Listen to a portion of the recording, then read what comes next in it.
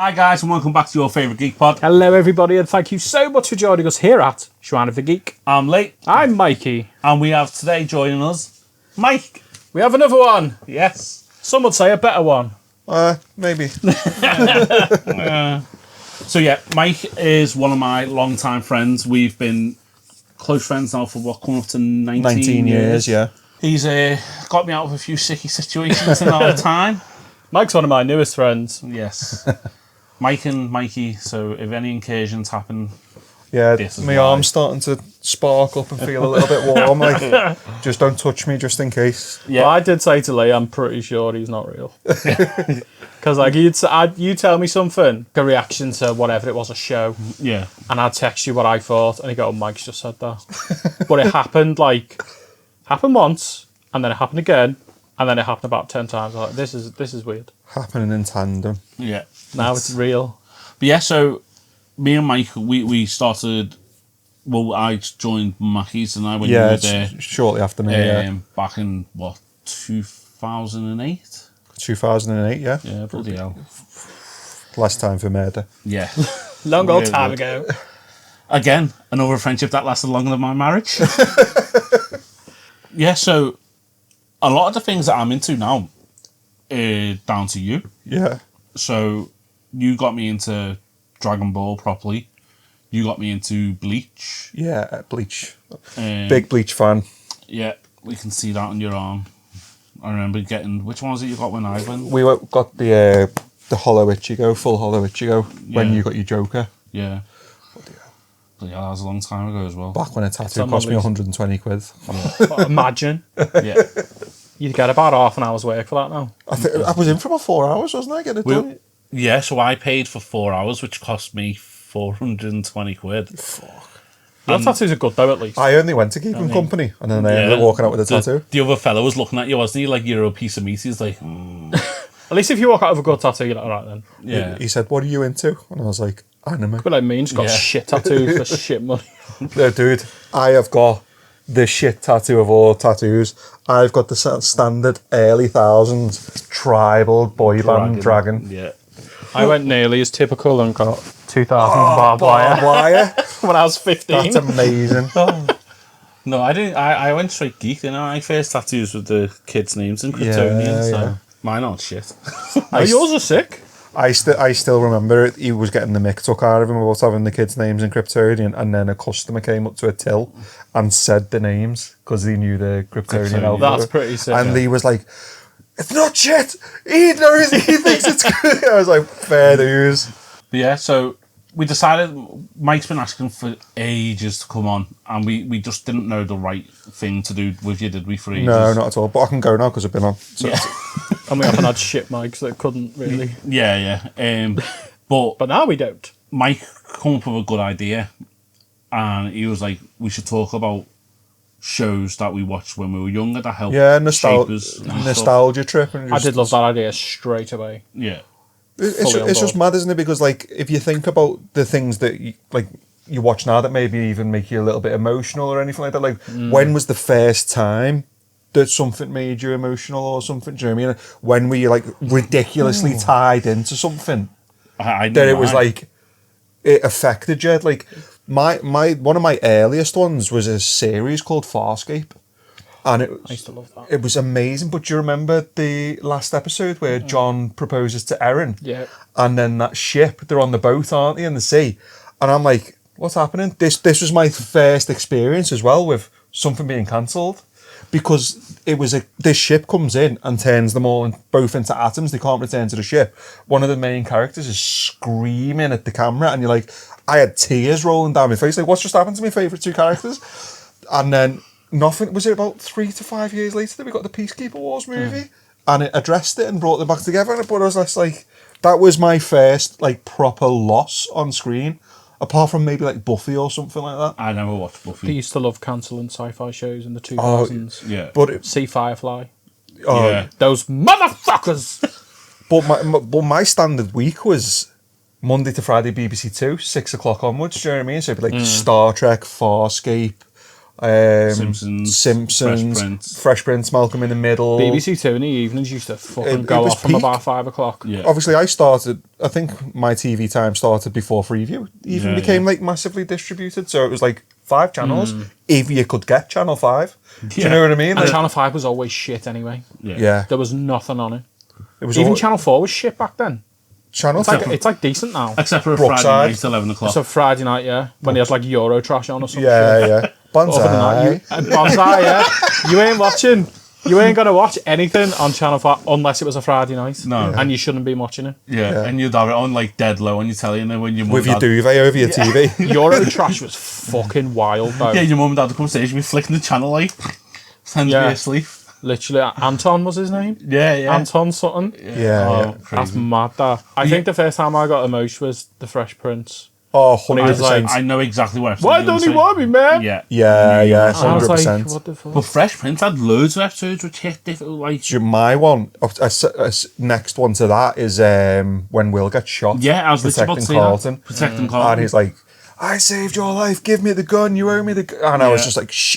And he breaks down. Even talking about it, I feel my throat go like wobbly, do you know what I mean? Because And it was then- like, There's the episode as well when Carlton accidentally takes speed. yeah. Yes. And that, like, Will owns up straight away. He's like, no, it was mine. Someone gave it to me in school so I could, I'm yeah. struggling, juggling, work, Yeah, college. yeah. The one guy who didn't need speed. Yeah. Yeah. As well. But I remember, like, obviously, because Carlton's world was completely different, and then he got exposed to what life on the other side was like, Yeah, wasn't it? And he was like, he didn't even understand what was happening during the mugging, but Will knew clear as day what was about to happen if we didn't do it, and it happened. It was crazy.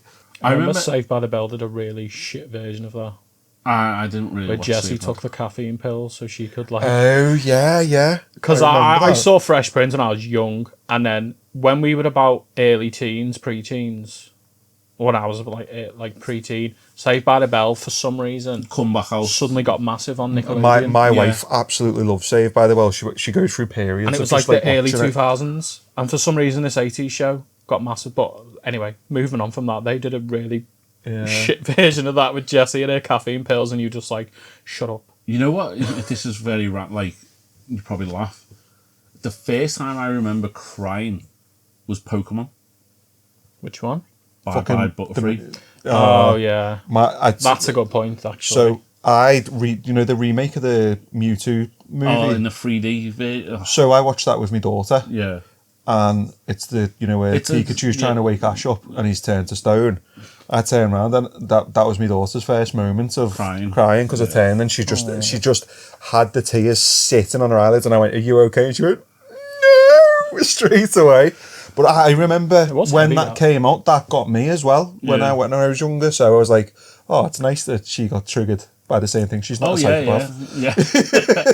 that obviously the movie come after the original, because I think Bye Bye Butterfree is like in the first 25 episodes as well. Yeah, it is. Yeah, It's very early on. Yeah, because it might be even earlier than that. It just hit differently, because like you see Ash crying at the hilltop, and Like I was under the impression he had Butterfree for ages. If you rewatch it, he's had him for like 6 episodes, and it's still emotional. Well, neither of you guys are Star Trek fans, are you? No, I watch it sporadically. My dad's into a sci-fi. But do you know Lieutenant Worf is the Klingon guy? Yeah.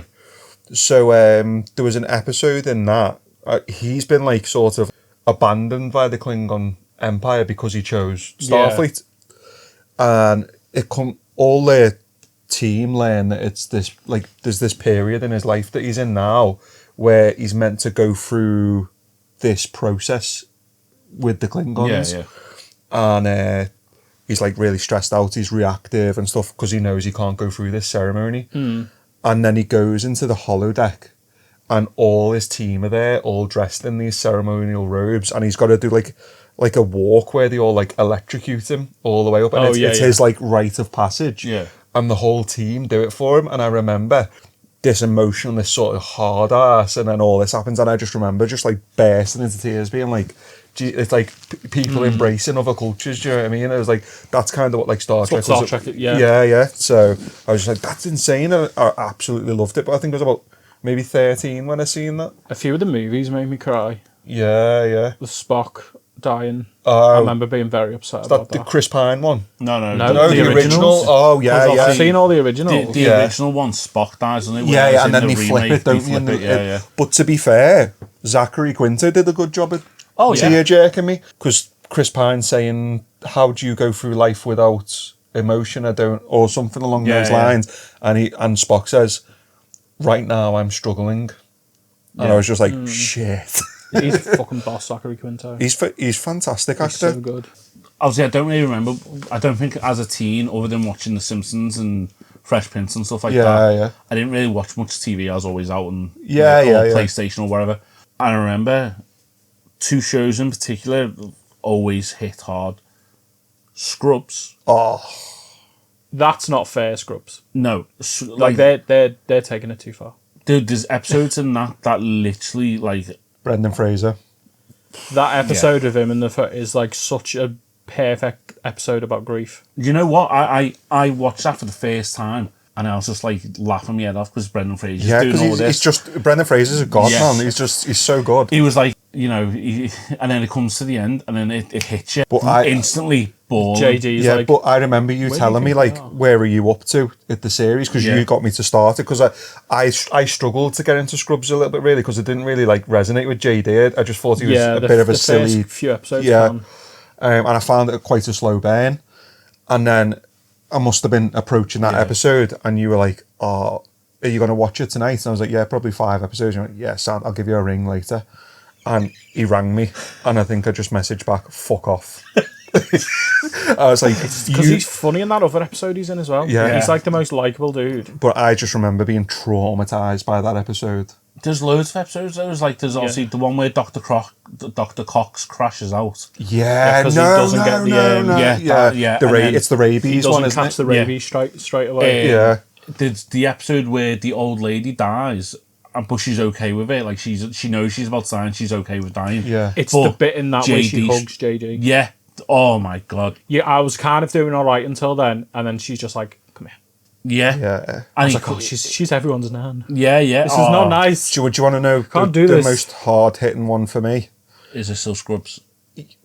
Out of Scrubs, sorry, is when JD sits next to Dr. Cox after the crash out. Buys him food, and they go to eat it, and the beeper goes off. Is it? No. It's when he's at his apartment, Oh, fully the next crashed. episode. It's in the depression.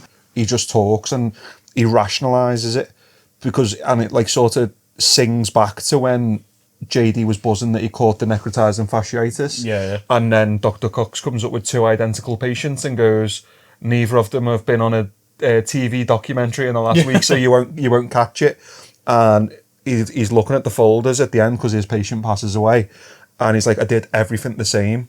I did everything the actual same."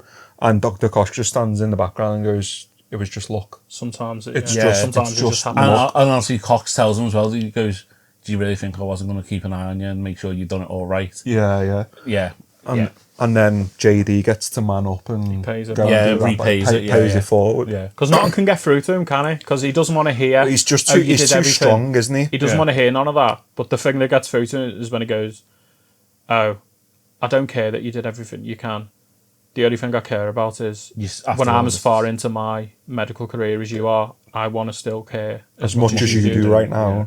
And that's the thing. And he says, "Thank you, JD." It's like the first time he calls him JD later on.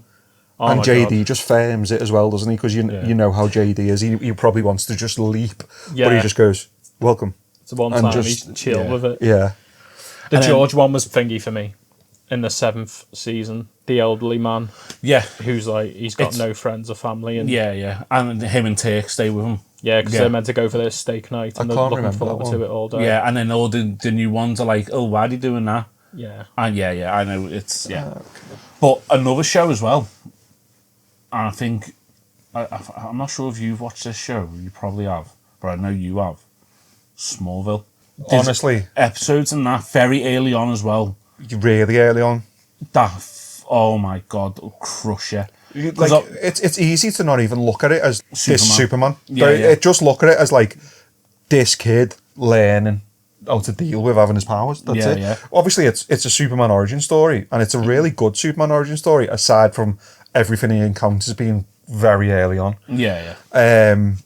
But, oh man. It did last for a long time, though. 10 seasons. It was good. It was a long time. Good show. When Jonathan gets arrested for murder. Yeah, there's that. There's the little kid. Is it Alex? Oh, God. Yeah. No, isn't it Brendan or something? No, I think I can't remember for sure. I think. But he has Alex. the brain tumour, doesn't he? But we don't find out until like season 2. Yeah, because he sends him off with foster care, doesn't he? Yeah. And then he gets a phone call saying, "Help me, help me, help me." The foster carers just took him off to get testing done on him. But he thought so they didn't tell him why. But he thought they found out he had an ability, because he has an ability, he can read him, like... You read your mind, yeah. Yeah. And, like, it turns out he's got a brain tumour and he's dying. But he saw Clark as a big brother. And, it's like watching Clark struggling with it. It was horrible. It's insane. And then, obviously, just like we just said then, Jonathan getting arrested for murder, which he didn't do. It was like the first time where he had to conflict himself about not using his power, because all he wanted to do was snatch his dad away from the trouble he was in. Yeah. And when they leave the house, he just turns around and chins the support beam in the house, doesn't he? But it's for Tom Welling being such a young actor, and what he went through the early seasons in that, to have that sort of acting depth, because he had serious struggles filming that. He was working like 12-hour days with 2-hour travel each end. They were running him ragged. A load of the stars actually did salary sacrifice to get him a driver later on in the series. Oh, yeah. So it was because he was like, "This is about Superman, and you're going to kill Superman because he's going to die in an accident or from burnout or whatever." I never watched it. The acting depth with that scene. Yeah. He went off kilter a little bit with it, because he punches it. But then when he sees it, he goes and just touches it, and it's only a little small thing, but it makes that little scene. Do you know what I mean? You're like, oh, fuck. Little touches do make things. And then yeah. The episode that completely and utterly broke me in the whole series is Jonathan dying. And the worst thing about it is Jonathan's running for mayor, isn't he? Or something like that, against Lex, and Jonathan ends up winning, but then Lana ends up dying. So Clark goes back to the fortress, and Jor-El's like, "Look, we could do this once. We can do this once, where we go back and we change it, but there's gonna be consequences, like, and we can't change those consequences." And Clark's so angry and upset, and like he loves Lana. He's like, "Let's do it." So everything, the whole episode sort of rewinds, and we see bits happen again, and then this time. Is it a heart attack or something that gets... He's beating the shit... So Jonathan... Lionel, isn't it? No, Jonathan. He's beating the shit out of Lex. Oh, Because Lex thinks he knows Clark's secret. So Jonathan starts beating the shit out of him to stop him from releasing it. And he has a heart attack and dies. And then Clark's got to live with the fact that he could save Lana, but he couldn't save his dad. Well, you find out as well that he had a bad heart because of what he did to save Clark from when he was negative Clark. Yeah. Because he took the powers, didn't he? He took the powers from Jor-El, and Jor-El said it'll have a toll on your body. You won't get your full life after having these powers. Yeah. And he basically gets Superman powers to bring negative Clark's like this tearaway child. Use it. It's he's got red kryptonite on a ring, and he just turns into a big arsehole. Do you know what I mean? He's robbing banks and all sorts. He turns into Brightburn.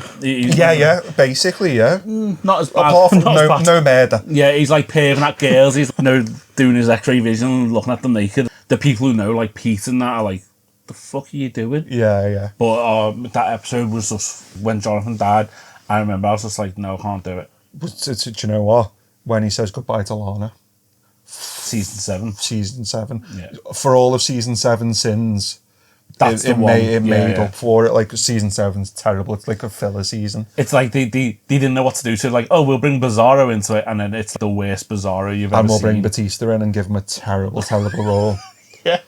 Someone should have told him that he could have just flew around the world and turned back time. He can't fly yet, so... But when he says goodbye to Lana, Lex knows his secret, doesn't he? Well, we don't know, because Lex...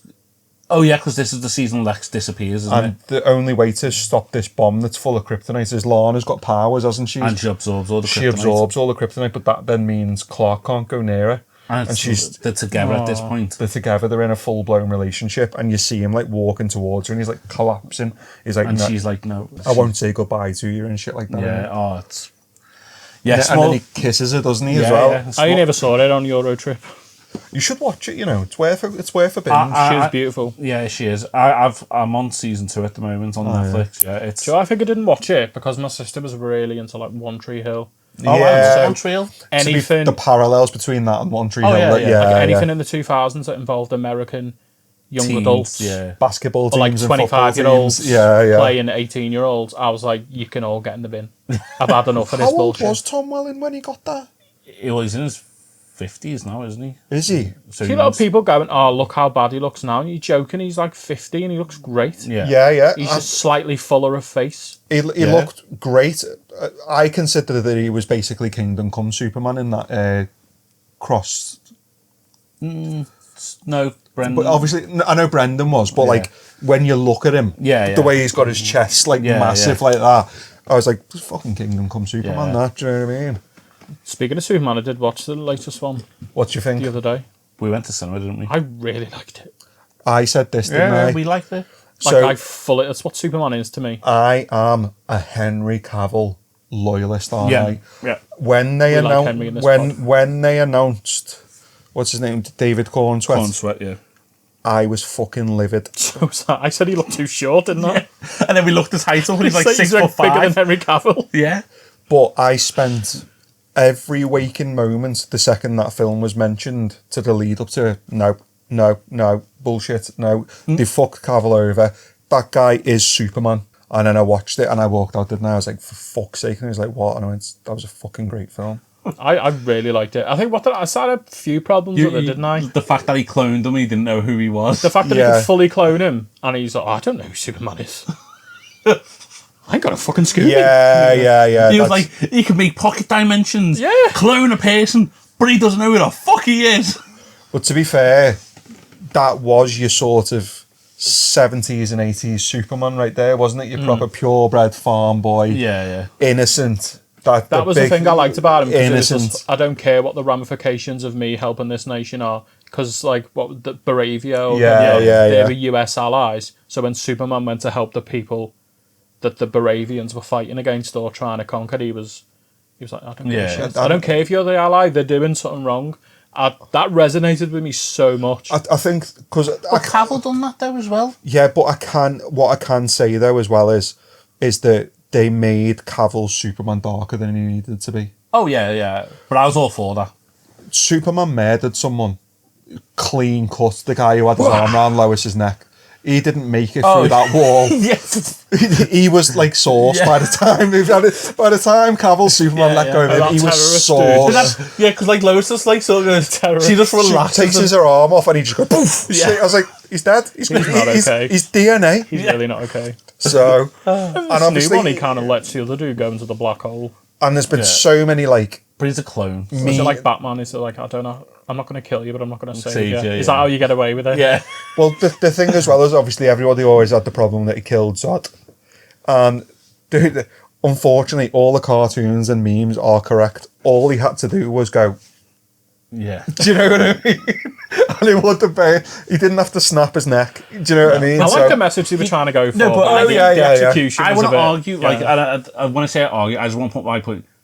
Even if he'd done that, Zod wouldn't have stopped. No. So he had to. But for the few seconds he could have held that burn in his hand, they could have been gone. Yeah. But then the fight would have carried on. Yeah, and the destruction and everything, and the more death and everything. So the one versus the many, isn't it? Yeah, so I do get it, and like I say, absolutely adore Cavill as Superman. I hope someone manages to reawaken the Snyderverse at some point, because we can have multiversal issues. Do you know what I mean? So yeah, and I don't think Cavill is the kind of guy who will go, nah, I'm not doing it again. Do you know? Well, no, he was excited to come back, was he, when The Rock announced him, and then yeah, and then we know what happened there. Popped up at the end.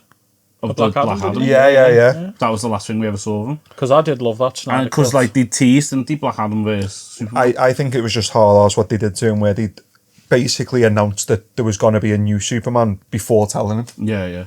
What's the other problem I had with that movie? Because other than that, I loved it. There were two things that annoyed me.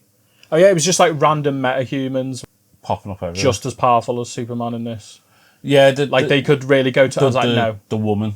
The bad woman. Can we not? And the bad woman. The one who turned out to be his clone as well, because up until that point, it was just Yeah. Oh, sorry, with the latest It was just Superman, supposed to be like metahumans who were going up against Superman and kicking his ass.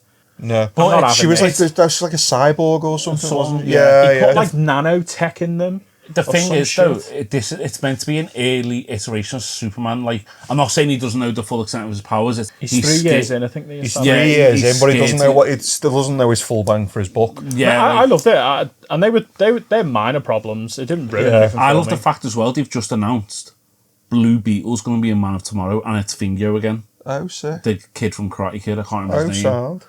But I think the thing I always go back to, though, especially with that film where he seems quite nerfed.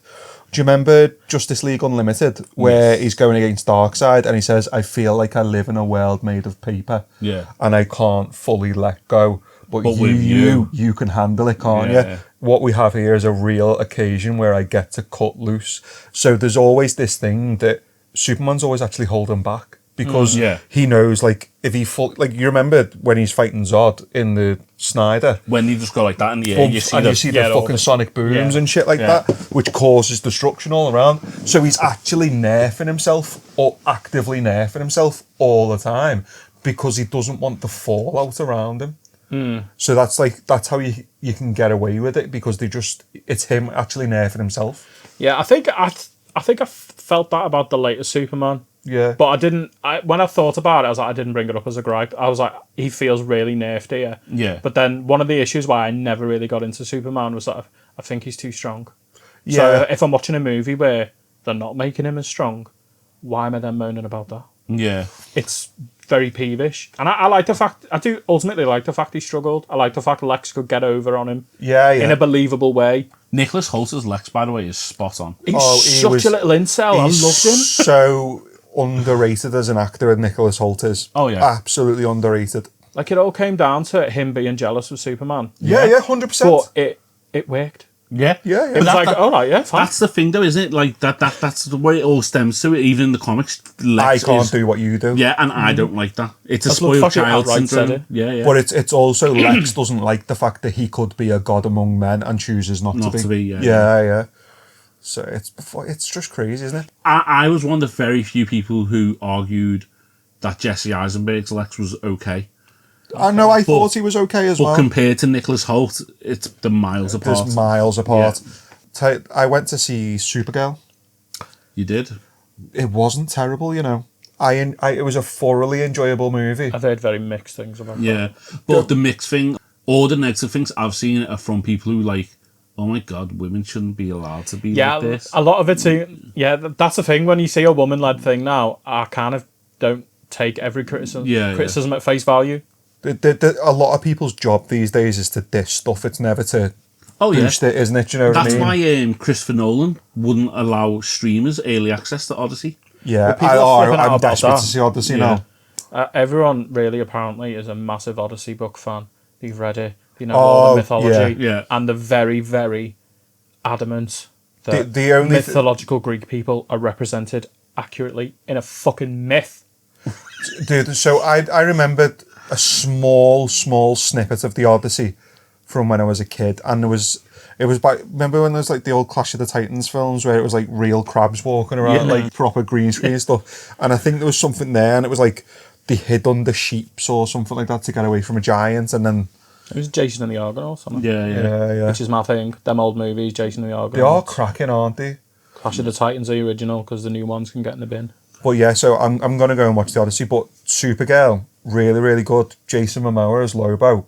The trailer of him looks so good. He was born for that role. He should have always been that. He should never have been Arthur Curry. He should never. Aquaman sucks. You forget how badass Lobo is. He made Aquaman likeable, though. Yeah, but still, it's like, because you know he should have been Lobo. Oh, yeah.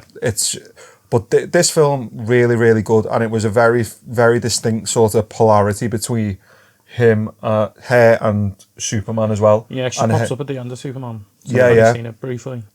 It starts off with, there's like a video call between him and her, and he's like, when are you coming home? She's going, Clark, I don't have a home, my home was destroyed, and she's very sort of in depression era, do you know what I mean? Yeah. But she's young as well, so she's going out drinking because she's gone to a galaxy with a red sun, so everything can affect her and stuff like that. And she is pure teen angst and grief and everything like that, and trying to figure out who she is, and it hits really well. It's definitely worth watching. Yeah, I've seen a couple of pods of trust were saying it's fine. Yeah. It's just a good second universe movie. Yeah, there's nothing wrong with it. A lot of people are going like as well. Like I've seen a lot of people saying this has killed James Gunn's universe, guys. Get ready for another and I'm like, shut the fuck up.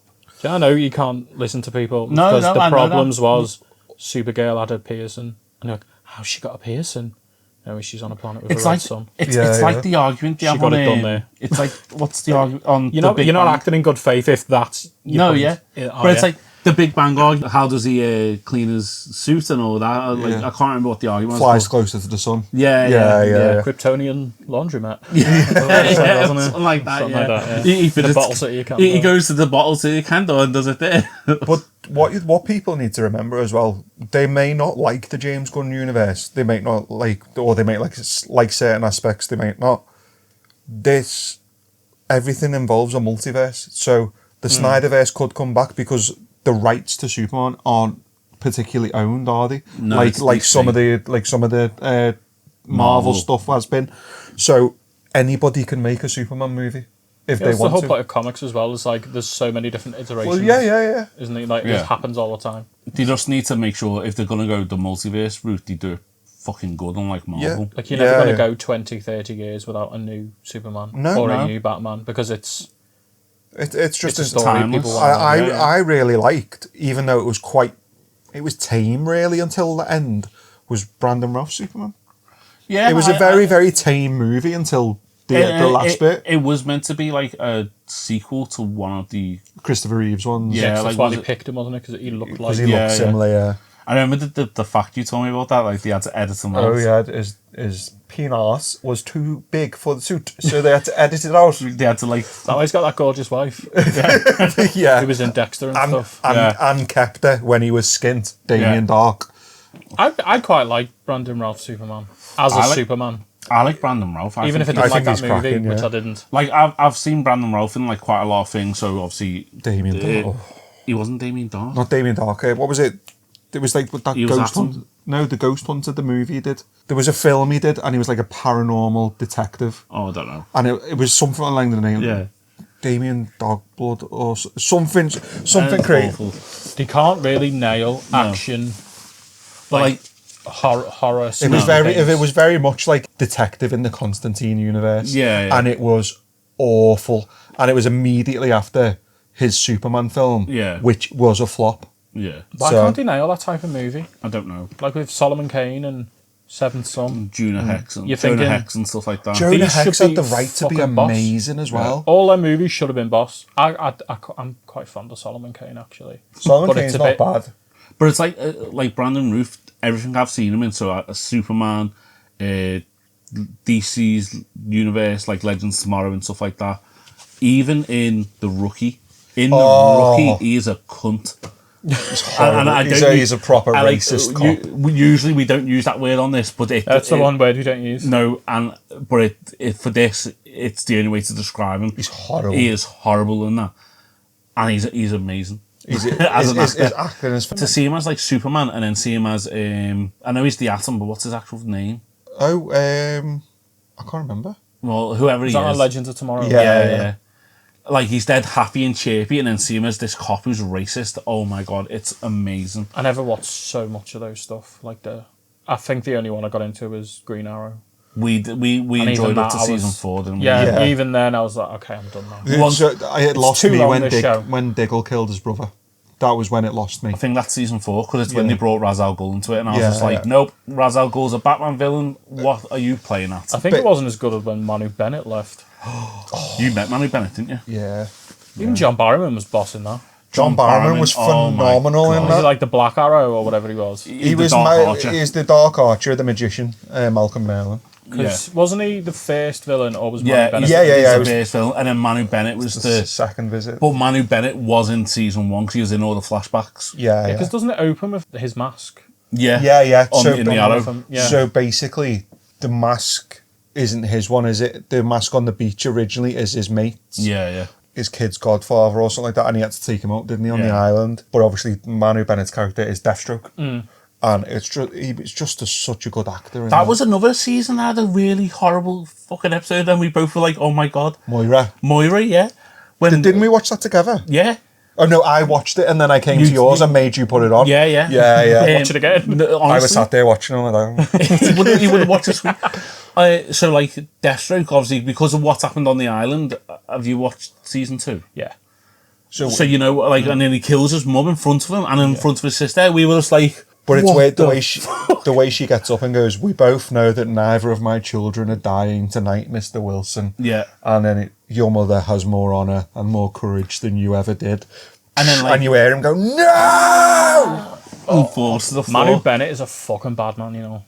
He's that guy deserves so much in life. Yeah. Apparently he's a bit of a scrapper though as well in real life. Isn't he? He's a Kiwi. He defo is. Yeah. He's Maori. Yeah. He fucking goes. He's in him. He's been took off Hobbits, so many. isn't he?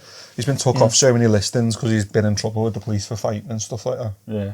You see, he looks like one of those guys. He's still a good lad though. Oh, If you know him, he's sound man. It's our man. He sounds. When I met him, he just grabbed me hand and he was like, "Yeah, you're right." Like literally pat me on the back and everything. What did he do? The fucking. When did you meet him? Wales Comic-Con. When it was good. When it was good. So as he didn't like headbutt you, that's what they like. No, he was just. All He the was, Maoris he was did just in because it was Lord of the quite Rings. quiet because I met the girl who plays Chloe as well from Smallville, Alison Mack. Yeah. And then he was fair with that. I was like, "I'm paying for a signature." I want to see him. Yeah. Bye, Alison. Because I was with one of my friends called Jenna at the time, and she was like, "Oh, is that the guy off Arrow?" And I went, "Yeah."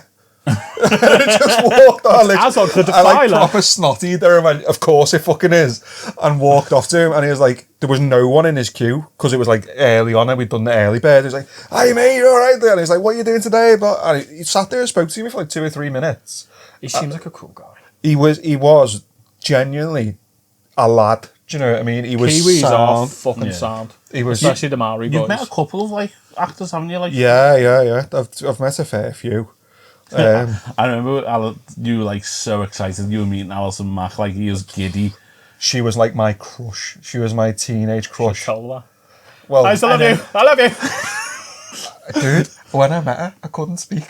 No, I do like that. I do like that. She's like, "Hey, how are you?" And I went, "Good, yeah, talk." And I was just, "Oh, do I tell her?" And I was just like, and she just signed. So I was like, "How are you?" And she was like, "Oh yeah, I just had like a little snack break and stuff." And I was like, "Okay." And then I walked off, and I was like sweating down my back. And my mate Jenna was just laughing her head off at me.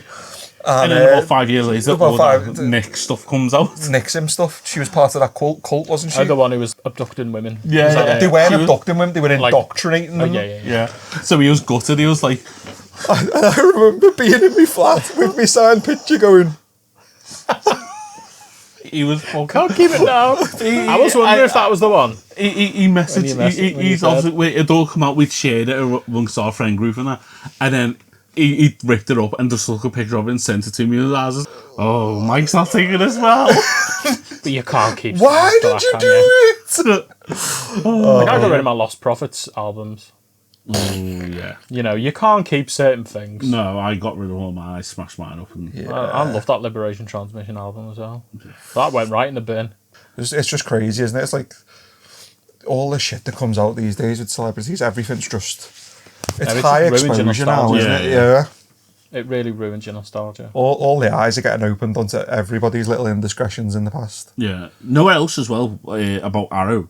So obviously we said that episode where Moira dies, and then about 5 seasons later, it's like the 200 episode special or whatever, and they're all back in that like flashbacks. No, it's like an alternative world scene. Yeah, because Tommy's still. Yeah, Tommy's back in there, and like that was a really hard watch to see him go through all that again. It's like you legit shouldn't have that many episodes of Arrow though. I think that's why I fell off all them like CW series. I can't be bothered with it. But Stephen Amell since then hasn't had good press, has he? Obviously, I know he's done that series Heel, but I haven't watched any of that because it's wrestling. Neither have I. But he's like kicking off on airplanes and stuff like that, isn't he? And don't know. Yeah, he got thrown off a flight. I stopped liking him after his Casey Jones. I didn't mind as Casey Jones. It was like Chris What's-His-Face as Robin. It was so bad. Oh, God, Chris O'Donnell. It was Chris O'Donnell's Robin. It was just a moaning. This guy can be Robin because he can put washing away with style. I was so... I want to be... Why haven't I got a Robin in the sky? Huh? It was just that energy, and that's what he did for Casey Jones. No, what's wild about that whole situation, like with Chris O'Donnell's Robin, they went with a 25-year-old Robin, and it's like Robin become Robin at 10. Yeah, he was a kid. Yeah, and then, but they still give him the attributes of a kid, and I was just like, as a kid, I loved it. It's a good point, actually. But do you remember, they carried him forward to the next film with bat nipples. Yeah. And he does the credit card. And Credit card! He goes, G. Willikers Batman or something like that. And I'm like, Batman. Fuck off, mate. He was, and I like Chris O'Donnell. I do. I think he's a decent actor. He's just What's is it? Miami? Is it Miami? He done. He's got like a is cop it the Hawaii show, Five-O Hawaii Five. No, it's a Lone Star, not Lone Star, 911, Texas. Oh no! I mean, with LL Cool J, he done a series. NCIS, New Orleans. I thought that was good. Yeah, and then he's doing 911 at the moment. Is he? Texas, yeah. Oh, well, I'm gonna have to watch that. Yeah, it's really good. Chris O'Donnell. They're nostalgia bait them Batman movies. You know what? I watched them. Even recently. the shit ones, I kind of enjoy. I watched them recently with our Charlie, because Charlie's dead young. But even our Charlie went, Dad, why did he have nipples? Why do they? Backhill didn't have any. I know. The one person we wanted to have nipples. Change the gamma on your TV so it goes pink. Do you know what? Do you know what's mad about that? She was so thick, like they had to alter her batsuit because her ass was too thick to get in the batsuit. That's hilarious. And nothing wrong with Alicia Silverstone, baby. I love her. She's that was back in the days of practical effects, though. Like those suits would not have been comfortable to get on at all. No, who was it who spoke about it? They didn't look bad, other than them. I think George. They look kind of cool. George Clooney mentioned it was very uncomfortable to be in them, but then Michael Keaton as well.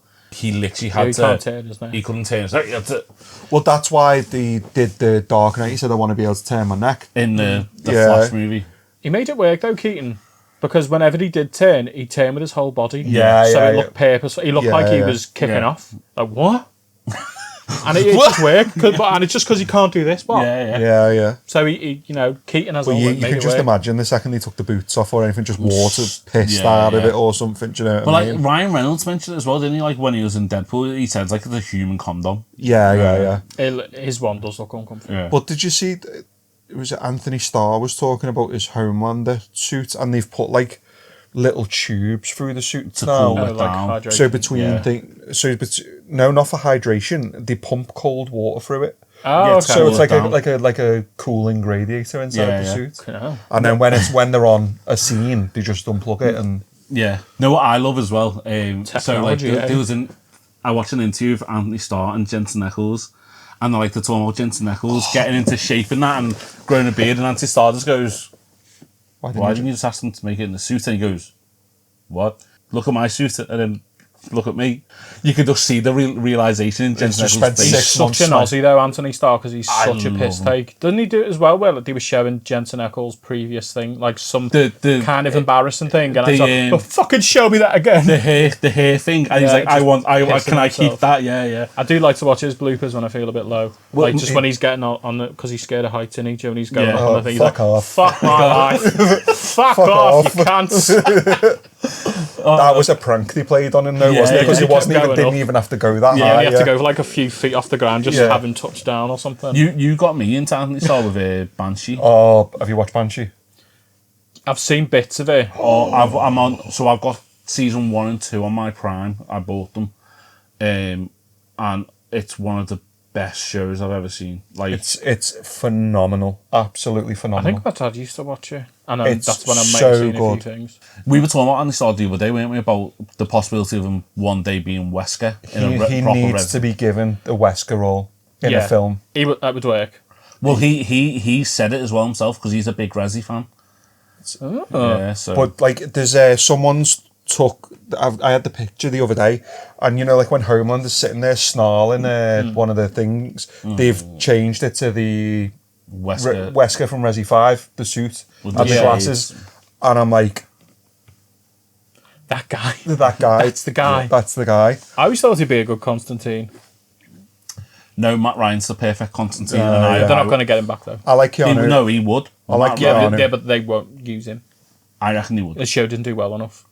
No, but then they brought Even him though everyone loves it. They brought him into the Arrowverse, though, and he killed it in the Arrowverse. He killed it in the show. I love that show, but because it didn't do well enough, they won't use him because of that. Yeah. I don't know, because he does all the voice, like, you know, in the It's like simple numbers, isn't it? You know, in the animated movies, he's the voice in all the animated movies. But like live-action movie studios are fucking assholes. Yeah, but if James Gunn's involved... It's finger pointing, isn't it? What's the reason it failed? Oh, it's easy to blame him. Oh, yeah. So that was a boss show. Even though they know for a fact they had it at the wrong time slot. I thought it was brilliant that they brought Lucifer into that. Into the CW shows. Yeah. It was one of those... The only show I decided to get invested in was that one. Yeah. And what do you give it? Even one season of it, 2 seasons of it? The angel in it? Was that you taking the piss? Yeah. The black guy. The one who's in Sons of Anarchy plays Poe. Fucking love that dude. And he's in that other show now, what's it called? Where, like, you board up your windows. From. Yeah. He's the main guy in that. He was the angel in it who turned out, at the very end, it's like, you find out he's the reason everything's fucking happening. He was the bad guy all along, and you never find out until the very last second of the show. Is this on From? No, on Constantine. Because he's always popping up, isn't he? And like, time stands still, and they always have a back and forth. Yeah. Because he's, like, I don't know, trying to get him to go to heaven or whatever he's doing. Yeah. But they're always at each other's throats. Because I think he knows, doesn't he? Like, if anyone's going to be able to stop him from completing his mission, it's going to be Constantine. Because he conned the devil to cure him of cancer. And then was like, yeah, but I'm not doing what he wants me to do anyway. See you later. Matt Ryan, if Constantine ever comes back into the DC, it's got to be Matt Ryan because he was perfect. Yeah. I didn't understand why it didn't go anywhere. I thought the first couple of episodes were slow. And I think it was because it was like, oh, it's Monster of the Week sort of thing, you know, like... Yeah, because Supernatural did that for a bit as well, didn't he? But Supernatural's a fantastic show, and... You still keep pushing me to watch it, don't you, as well? And there's episodes of that, Mike, which will... I've told you the reason that I won't watch it is that day I tuned in and that episode was on, and it scared the shit out of me. Where basically they were in like a cabin in the woods, and this guy was basically collecting pieces of people to make a Frankenstein. Fucking shit myself. I was on my own. I'm not a horror guy, so I can't. I'm like, if you make me watch a horror, the lights will be full blown. How are you two like literally the same? I just thought it's why like Resi 2 on the PS1 plays in broad daylight, and that was like pixelated bullshit. Do you remember Nightmare Creatures? Yes. What's that? I swapped it for a Pokemon card. I was like, how do I get this game out my house? And I was just like, went into school. Someone had like a PS1 game. Yeah. Fucking scared the shit out of me. Got it for Christmas, traded it a week later in school for a Pokemon card. Like Resi 2 on the PS1 scared the shit out of me. It's when you go into the shop, the gun shop. Yeah, Kendo's. And like the zombies coming through the window, and they just tackle the gun owner as you're talking to him. He's like the first human you've seen. In ages, and he gets it, and all the blood just squirts up from behind the desk, and you're like, do you know what a game actually scared the shit out of me at the beginning when it first came out? Do you remember the Men in Black game? The first one? Where you're playing him as a detective, Will Smith's character, and you go into that apartment and people are coming at you. Yeah. And you've got to defuse the bomb. That scared the shit, because it was like really eerie. And it was very Resident Evil mechanics as well. Fixed camera, run around the room and that. PS1 games often had like an atmosphere that was a bit creepy. Even though if they didn't intend, like Tomb Raider, when you were in these like vast open spaces with that kind of creepyish music. But the draw distance was terrible on it as well. You could only see like 2 meters ahead, and then the blackness would come away, and then there's like 4 dogs running at you. And I don't think they intended it to be freaky. Yeah. I think it was just, I'm exploring this underground cavern, and now there's T-Rexes. They didn't intend it to be freaky. At the end, there's like this pregnant skeleton thing with a baby in its big... Yeah, there's like mad zombie type things at the end of 1 or 2. I think they did intend it to be creepy at some point. So I'm going to talk about the PS3, Xbox 360 era, and you know exactly what I'm going to talk about. Was it Isolation? Alien Isolation. That's the last horror game I think I've truly enjoyed. He played it. Was it with Pam? So Pam had bought it. Yeah. But everyone was round at mine for... Was it drinks or just a chill? It was just a chill night, wasn't it? Yeah. And Pam was like, put this on. We'll enjoy this. Mike, you play first. At least you get to play it with everyone in the room. Doesn't matter. He wishes he didn't. Doesn't matter. So we turn all the lights off, we set the atmosphere, Yeah. I think it was just me, you and Pen, wasn't it? This was free. I think there was someone else there as well. I feel like there was one more person, but we were sat there and we was playing it, and then I heard the alien. I was like, oh, for fuck's sake. And I was going around. Next thing is my controller just flew across the room. I was like, fuck off, Pem, turn it off. Go away, go home, fuck off.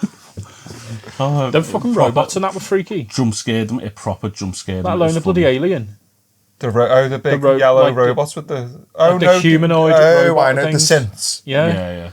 So I watched none of that. I watched the latest Alien Earth series.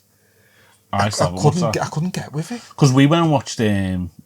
Romulus in the cinema. That was really good, that. Yeah, we were in the Odeon in Bromborough, so we had the recliner seats. And we're watching it, and it's in iSense as well, so we could hear the scuttering above us. And something happened, and all three of us, so it was me, Mike and Pepper, proper shit ourselves. And Mike was like putting his chair back down so you could sit properly. I think we've got Alien Isolation down there. Yeah. Leave it down there. You want to buy that one, just clear obscure. Yeah. Honestly, we've had some funny things, haven't we, like that? Yeah. There's a couple freaky bits in clear obscure. Is there? Was there? Yeah. Do you remember a It's game? more visual and just... What was that? Oh, what was that game? Fear, F.E.A. Yeah. Oh. Yeah. And you climb the top of the ladder. And she's at the top of the ladder. Oh, yeah, and then you're walking through the waiting room in the hospital and all the stuff starts flying around everywhere. Yeah. I remember that scare. I was probably 19, 20 when that came out, I think. No, younger. Because I didn't work at Mackey's. I was still in school. I swear that nearly brought me to tears, like playing that game. Yeah, it was... I try my best with horror games because I don't want to be a wuss. But then I played Silent Hill. I was like, being a wuss is sensible. You get to sleep. I'm done now. Because Silent Hill's such a epic franchise. So I was like, I need to try it. And no. So obviously when Silent Hill and Resi come out, I didn't play them. Because my dad wouldn't buy them because I was too young. But then even when I got older, I was like, I can't be bothered now. Until I didn't play Resi properly until they'd done the remake for the GameCube. Resi 1. Oh, really? Yeah, that's the first time I played Resi. And but I've never ever played a Silent Hill game ever. I don't know why I don't because some of them do freak me out. Like Biohazard and the one when you're in the house with that crazy family. Oh, Seven. That's Biohazard. It's named Biohazard or 7. It just depends where you bought it from. I can't do that one. I played that on VR for the first time. Fuck that. No. I don't know why 4 doesn't scare me though. At all. I love 4. There's parts in 4 that scare me. Yeah. It's freaky, but I love... it's one of my favourites. When you're being chased by the right hand through the tunnels. Yeah. That gets me every single time because it's like, you can't escape. And you got to stop him with the you can freeze him and stuff like that. The big dude who was like the chieftain was quite freaky as well. Yeah, especially... Have you played the remake? Yeah. That's what he's talking Yeah. I played it on the Wii originally. Yeah. And then I got the remake, so For I remember 5, falling in love with it. Yeah. For the PS5. I was trying to think what the... That remake was genuinely so much better, I thought. But do you know the thing with me, there was the 2 and 3 remakes. I enjoyed them. I didn't enjoy... You know why I didn't enjoy 2? Is because Mr. X was basically constant. Yeah, pain in the arse. So I don't mind boss battles, and I don't mind, maybe you've got to go through this area and avoid this person, but not sort of you've got to do 15 different things while this guy's chasing you the whole time. The only time you sort of free of him is sewers, yeah. And then even after that, he's back and you're just like, for fuck's sake. But I spent all this time going round the police department because obviously doors are locked off and stuff. Yeah. And then I had to put the jack underneath the bookcase. Yeah. And I just heard the footsteps coming behind. I was like, nah, fuck up. No, turned it off. It's too stressful. Yeah, it is, yeah. Sometimes a game shouldn't be stressful. I just want to enjoy a game. That's why I don't play Demon Souls games and Bloodborne and stuff like that. Why do I want to play a game where I'm the victim? I agree. So didn't you just smash Elden Ring last year? Yeah, but that was the exception. When that came out, that was the exception. Yeah. The amount of videos I've seen of people just raging and smashing stuff, and I'm like, why are you playing that game? You've just destroyed the controller. Yeah. Why are you playing it? Yeah. I just miss obviously going back in the day, is you'd get a game and you'd play it over and over and over again. And I said I'd mention it. Metal Gear Solid, number 1. I wish I could play that for the first time again. Did you play the original on the NES? Not on the NES, no. So my first... Metal Gear. Metal Gear. And it's the worst piece of shit you've ever seen in your life. No, I need it. My first introduction to Metal Gear was PS1. Yeah. I think that's when we can all safely say that is probably one of the best written espionage adventures going. Mate, that was stressful at times, though. And it was freaky at times. Yeah. Yeah. Remember, what was the woman called? Sniper Wolf? Sniper Wolf. Right. Yeah. That bit where you've got to go down that tunnel. Yeah. Oh my God, that was infuriating. Because only you had to crawl because there was mines fucking everywhere. You got air trying to pop you off.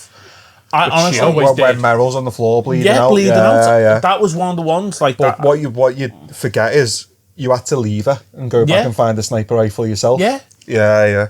That was honestly, that was probably the first game that nearly made me smash a controller. Touch wood, I've never ever smashed a controller in my life through frustration, but I was close with that one. I talk to our mate Matty about Metal Gear all the time, and obviously they've done the Delta remake, which is kind of technically Metal Gear 1 because of the timeline. But the actual Metal Gear 1 game, because they've remade 3, obviously we live in hope that we're going to get a remake of 1. The Snake Eater's free, isn't it? Snake Eater is Delta, But so we live in hope that we'll get number 1. Yeah. The problem you've got is that's a 6-hour game. Do you know? Because anybody who's played... Was it 2 discs as well? Yeah.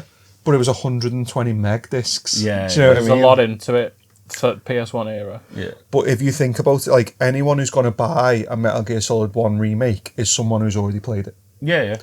So somebody who's already played it is not going to get time for money value out of the game. So my worry is they add content. Yeah. And it'll be like 60 quid anyway. They don't need to add content to it. All they need to do is remake it, enhance the original audio, because if you turn the audio up on it, you can hear cars going around in the background and everything like that, because the audio was recorded in a living room for that game. Oh, I didn't know that. Yeah. No, I didn't know that. Interviews with David Ater, he explains why it's so hard to make a remake, especially with the original voice content, because when you enhance it, you just hear traffic and everything like that. But there's technology now that can cut all sorts out of it. Background noise remover. But all they need to do now is add the option for first person view, over the shoulder view, and it's kind of like a drone view, isn't it? Fixed camera drone view that you play it in. Sort out the movement, because he's just, when he's running, do you know what I mean? Yeah. Give it more realistic movement. I love the PS1 run cycle. Give the baddies some extra AI, so they don't just all stand in one place. And then just enhance all the visuals, bring all the visuals up to modern day and leave it alone. I mean, here's your value. Add the VR missions to the remake. You know what would be good as well, right, if they'd done it now. So obviously, you said it's quite creepy.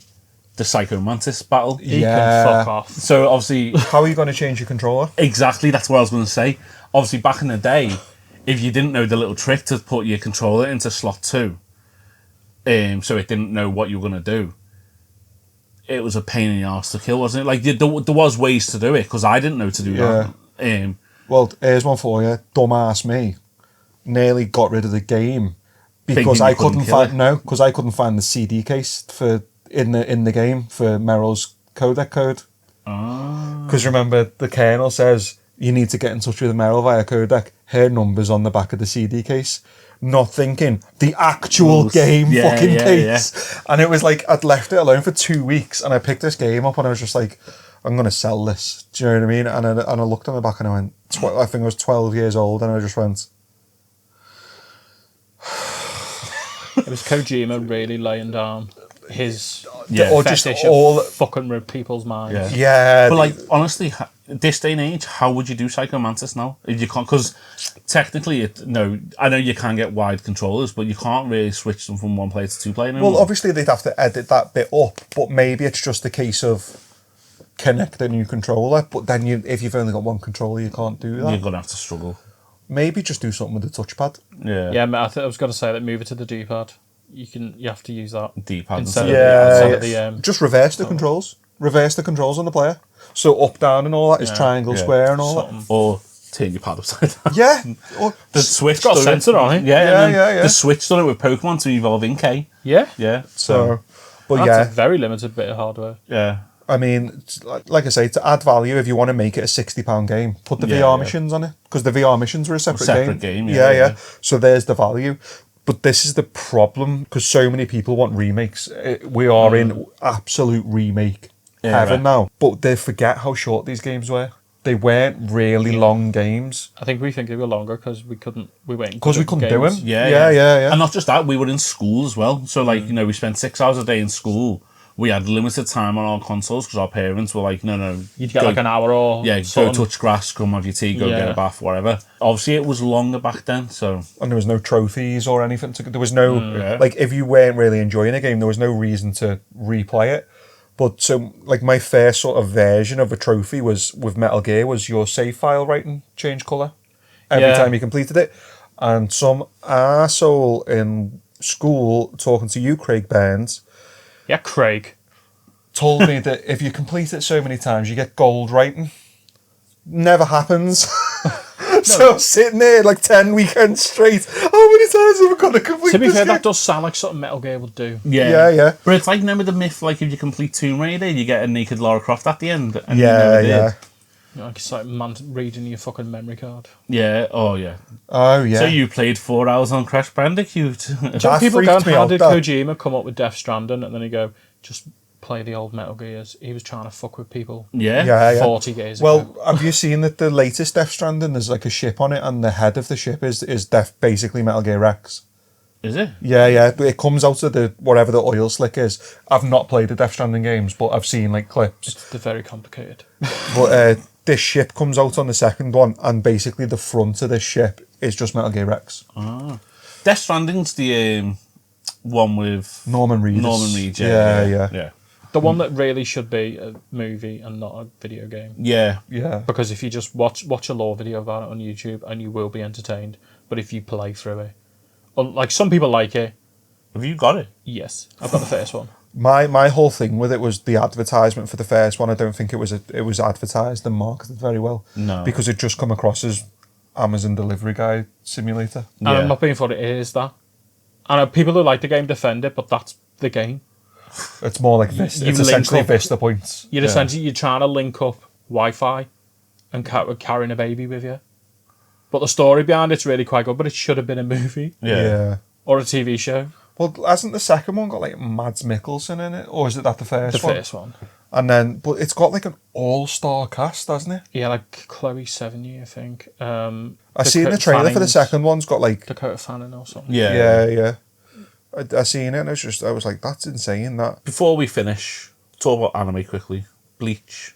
Has that ever tipped you over the edge? There's been a couple of times, actually, because the main character is very much sort of, I'll do anything to protect everybody. Yeah, Ichigo. And there's a series, he basically sacrifices his power to save everybody at the end of the main story. He obviously loses powers, but then these guys called Fullbringers come in and they say, like, we can awaken a different power. But what they're actually doing is, like, using him to get him to awaken his power, and then they steal it off him at the end. And yike! But they stab him. And Indian givers. But one of the other guy's powers is to, like, make everybody think that he's the enemy as well.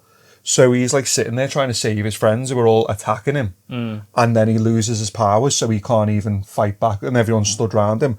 But there's like rain pouring down, and you just hear him start crying, like bellowing, crying, and he's punching the floor, and he screams back, he's like, give me back my power, I need to save people.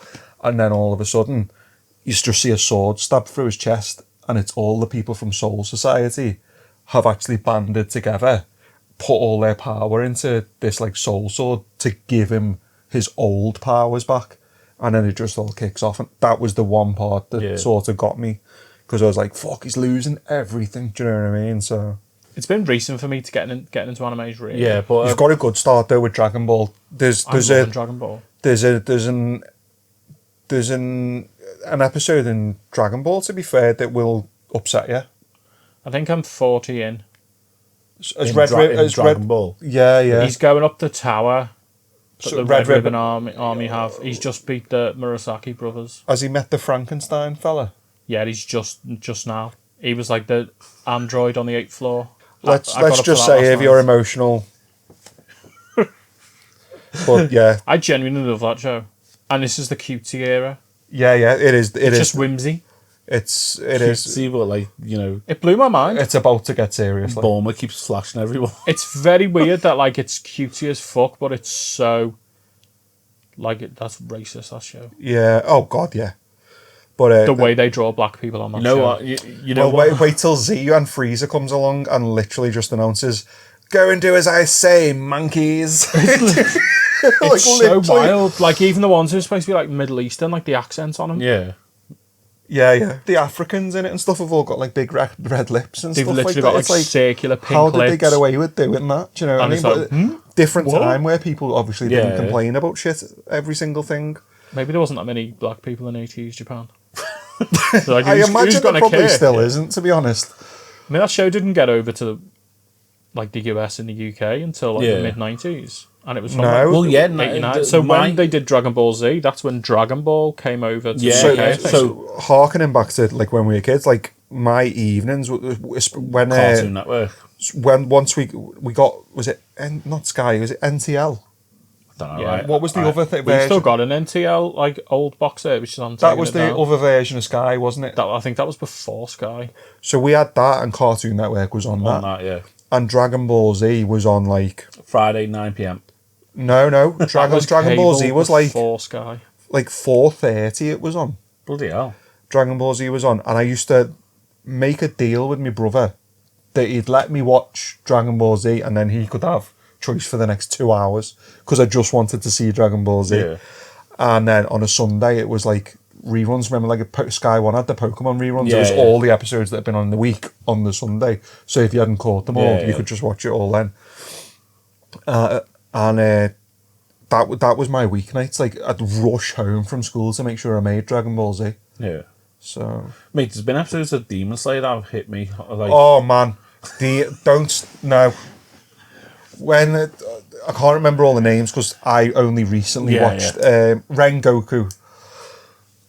It's okay. I tried my best with Demon Slayer. I couldn't get past like. Try again. What did I say? I don't know if I want to have watched every show you asked me to. I never play my games. Honestly, do you know what? You're off the podcast. Rengoku, mate. Our Mads, as you know, Madson's the one who got me into it. Yeah. And then she'd known what was happening, and she's like, "So who'd you like, Dad, so far?" And I'm like, "Oh, I'm really liking Rengoku. He's dead cool." And she's like, "Cool, you know." Have you seen the short on Facebook where the kid's watching it? No. And the dad knows what's going to happen, and he's like, "Oh, it's Rengoku. He's going to beat him." Hold on, wait, Honestly. no, and the kid goes, "I'm not fucking watching this." No, I literally stormed off. Rengoku. It's not even his death; it's everyone's reaction. So you never watched this part. You didn't get past episode 4, season 1, or whatever it was. Yeah, maybe like 4 or 5 episodes I watched. So Rengoku, he's one of the Harisha. Yeah, he's like a captain. But he's dead positive. Nothing brings him down. Don't worry that you're a lower rank. I'll bring you up and we'll sort you out. And you love him instantly because he's just dead cool. The whole season 2 arc originally was a film. Yeah. But he broke it into episodes. What is it? The train saga. It was there's some train. Mulan. Not Mulan. It's not Mulan, no. The Mu something. The Mu train. And at the you meet one of the first upper ranks of the demons, don't you? Yeah. And he's just a cunt. It's the third time. The worst thing is he doesn't use a sword or not. No, he just punches. Everyone else uses swords or some sort of weapons. He's just, we got Jack Johnson and John O'Leary right here for you. And he just webs him up everywhere. Yeah, honestly. And like when he kills him. But everybody thinks Rengoku's won, don't they? Yeah, because like he stabbed him. But then the camera sort of pans down and you just see this guy's fist right through his stomach. Oh my God. But even the demon's like, I like you. Let me turn you into demon so you don't die. You can be like me and we can live together forever and fight and stuff. He just wants to fight him for the rest of his life. And Rengoku's like, fuck off. Yeah, no, we're going to win eventually, and this will all be for nothing. And he pulls his arm out, yeah, and you see a hole through him. Yeah, like everyone calls it Donut Rengoku. Yeah. Could have been that sad about it then. All the other characters just start weeping. Break down to the point where, like, Tanjiro is chasing after him because the sun's coming out. He knows, like, if he can keep him out the woods, the sun will kill him because he knows he can't. Yeah. And he just launches his sword at him, goes right through him, sticks him to a tree and everything. He just, like, pulls himself off. Oh, it's so heartbreaking. It's and then mad. But Tanjiro ends up using his sword guard and everything, doesn't he, and stuff, and basically that is what pushes Tanjiro to sort of live up to the Demon Slayer sort of thing. And the fact that, Muzan killed all his family. Yeah, well, but I feel like Rengoku plays a much bigger part in his life than that. He still pops up a lot in the seasons, like his flashbacks and stuff. It's honestly, Demon Slayer.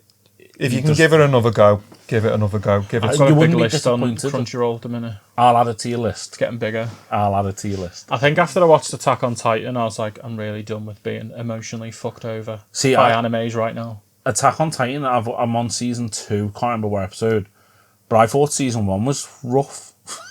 Mate, I have not watched Attack on Titan. Don't. Save yourself. He's not saying don't because it's crap, it's emotionally, like, destroying. I think it's one of the best things I've ever seen. Not best animes, not best things. Yeah. The only thing I've seen of it is one of the characters basically saying his version of aura farming when he like spins up this Captain big Levi. Up the arm of that like gorilla looking one, and then goes for his neck and stuff like that. Yeah. Captain Levi. I know, like bad man. I know, like the premise and stuff behind it and stuff like that. I love the English voice actor for Eren and that. Is it watchable in English? Is it? Yeah. Yeah, the voices are crazy. Like fair, I said that to you about Solo Level. I was like, I love this guy's voice. This in the English voice guy, the main dude. To be fair, I'm quite loyal, aren't I, to source material like Bleach. I won't watch in anything other than Japanese with subtitles because when I got it, you could only get it off this like dodgy website. Do you know what I mean? When I first started watching it, and it was Japanese dirty subs, so it had all the swearing in it, all the sort of graphic innuendo and stuff like that. Now, so even like on Disney Plus, I won't watch it on there, even in Japanese, because the subtitles have removed content. They've westernized it. Yeah, I think a lot of them are better in Japanese. There are some. Like, I tried watching Dragon Ball in the Japanese, but the audio is dreadful. Yeah, but the thing as well is, like, anything that was out early 90s, the Japanese subtitles are not what they're saying. A lot of stuff has been removed. I noticed that on Bleach, when I said I've started watching Bleach again. I'm watching it on Disney Plus. And I, for some reason, my kids can't watch anything these days without subtitles, no matter what. My subtitles were on, I was watching it, and I was listening to the audio, then reading it, and like the audio and subtitles weren't matching, so I was like, that can go off. Yeah. It's good to do that with anime, though, because you've changed it too much. They did it with Baki, and they only stopped it. He loves Baki. From the Pickle arc. Yeah. When they did that, they stopped doing it then. But in the Evil Convicts arc, the words were totally different. If you ever do want to get into Bleach, though, because it is a good watch, isn't it? I've got all of the original series with the dirty subs, and I've removed the filler. Dirty subs is such a cool phrase. Dirty subs. Basically, it's just the pure. My anime watch list is getting so large, isn't it? Right, but I think that's a really good point for us to stop. That was a good old geek chat. Yeah. Thanks for having me on, guys. No, I know that we'll have you back on again in the near future. Look forward to it. But as always, guys, you know what to do. Hit that like button. Follow us on Instagram, Facebook, TikTok. Mike does it also, Whatever else we're on. I always forget. We're on all the platforms. I don't do our socials. No, I do. I don't like going on there. Right, we'll see you next time, guys. Peace. Bye, guys. Cheers. Bye.